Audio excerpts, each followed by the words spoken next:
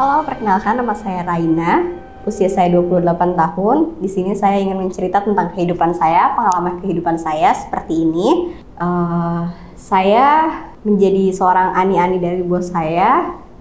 Ya, bisa dibilang saya menikmati awalnya mempunyai uang yang banyak, mendapatkan fasilitas yang lengkap, tapi saya mendapatkan karma akhirnya. Bisa diceritakan mungkin awalnya kamu aneh itu sebelumnya kamu hopeless atau yang gak punya pekerjaan kah, atau mungkin dijebak kah, atau terlibat dengan lifestyle yang tidak hedon atau tidak kamu mampu, atau mungkin emang kamu punya latar belakang keluarga yang menyakiti kamu atau seperti apa?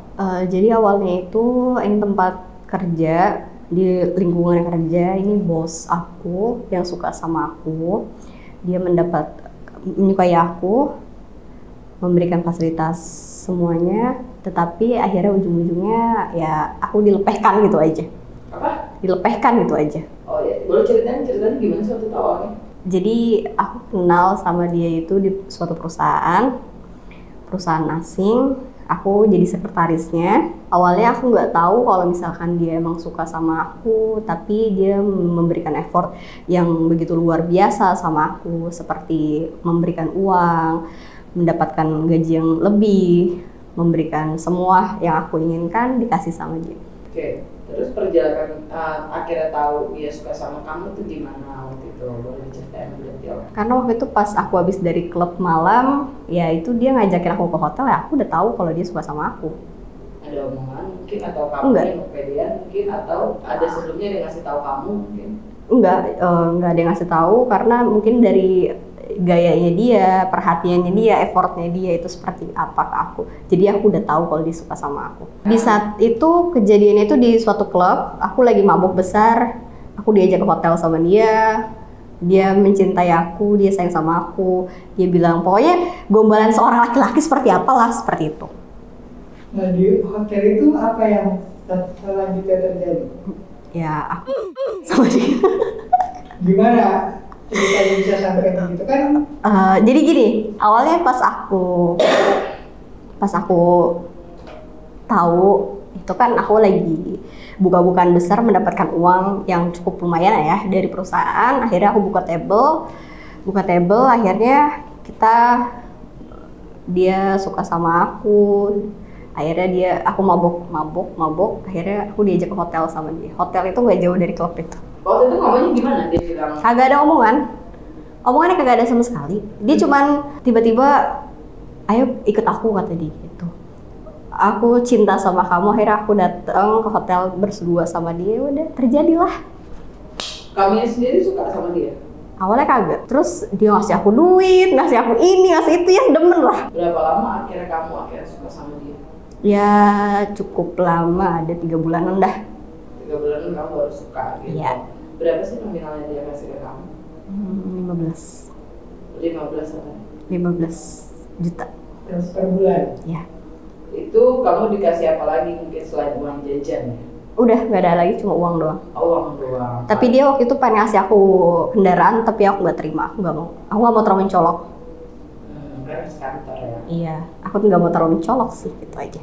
Oke, akhirnya kamu suka sama dia tuh, enggak, kan kamu terima duit nih, apa yang kamu berikan sama dia? Aku. Biasanya dia datang ke tempat kamu kan kayak gimana?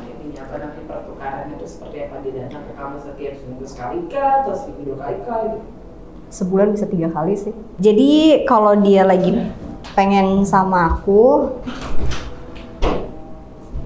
jadi mungkin tiga bulan, seminggu itu bisa 3 bulan gitu. Seminggu 3 kali? Iya.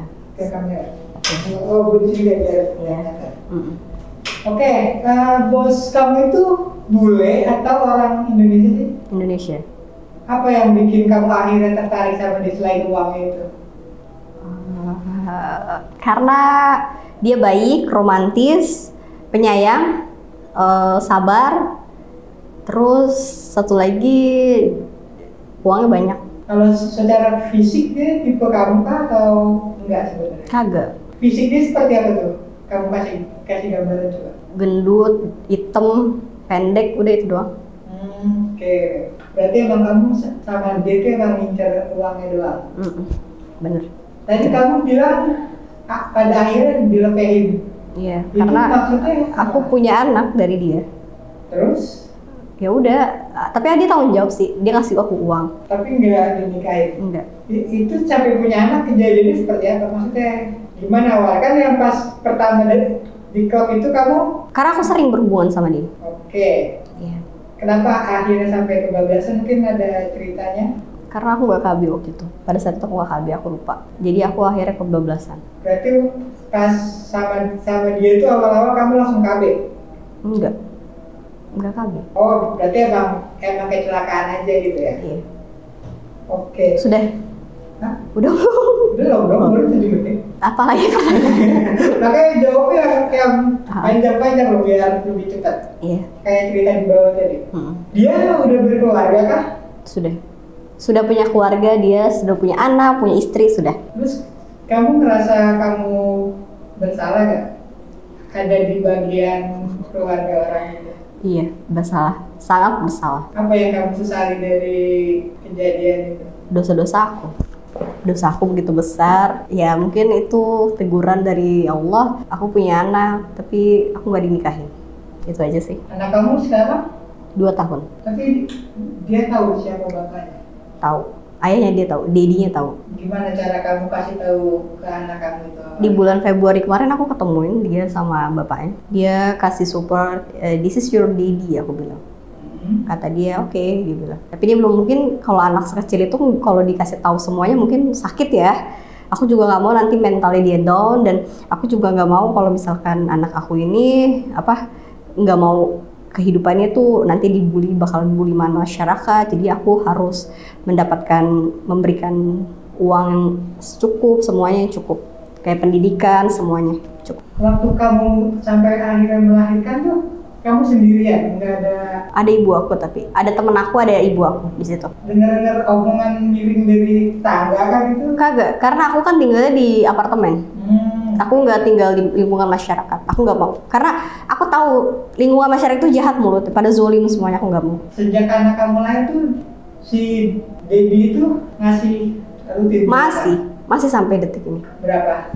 15. 15. Oh, 15 itu sebulan. Iya, cukup lebih dari cukup. Karena apapun itu aku harus bersyukur. Sekecil apapun itu aku bersyukur. Tapi kamu masih sekantor sama si bos itu? Hah? Masih satu kerjaan? Enggak, aku udah nggak kerja di situ lagi. Aku udah cukup dari situ. Kamu memilih keluar karena kamu hamil? Aku mengundurkan diri karena aku hamil. Dan waktu itu respon dia seperti apa? Ya dia tanggung jawab sama aku. Enggak, waktu kamu resign itu apa kamu ditahan jangan suruh? Enggak, dia malah suruh, awalnya dari dia. Karena pas aku chat, aku hamil gitu, I'm pregnant, aku bilang kayak gitu kan sama dia.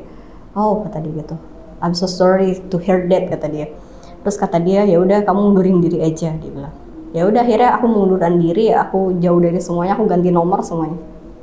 Tapi kamu sempat minta pertanggung jawaban dia buat nikahin kamu? Enggak. Kenapa? Karena aku tahu dia punya keluarga. Walaupun jadi istri kedua gitu? Nggak mau. Oh, kamunya nggak mau? Nggak mau. Tapi dia sempat nawarin? Nggak ada omongan sampai ke situ.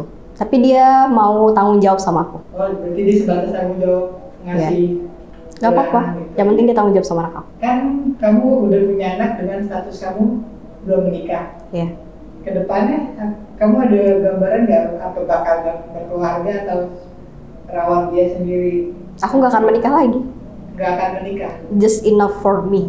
Aku udah nggak mau lagi. Kenapa? Ya karena apa ya, kesalahan aku tuh udah cukup kayaknya ya. Aku takut nanti di saat aku menikah, laki-laki itu nggak bisa terima masa lalu aku, dan keluarganya nggak bisa terima masa lalu aku. Kalau misalnya ada laki-laki yang mau terima, kamu mau? Kagak. Kenapa? Ya buat apa, aku udah punya uang, aku punya usaha. Aku nggak mau nikah lagi, kenapa? Kalau tiba-tiba si Dedi itu hilang kabar terus nggak ngasih jatah, kamu akan ngelakuin apa? Aku kan punya kontrakan.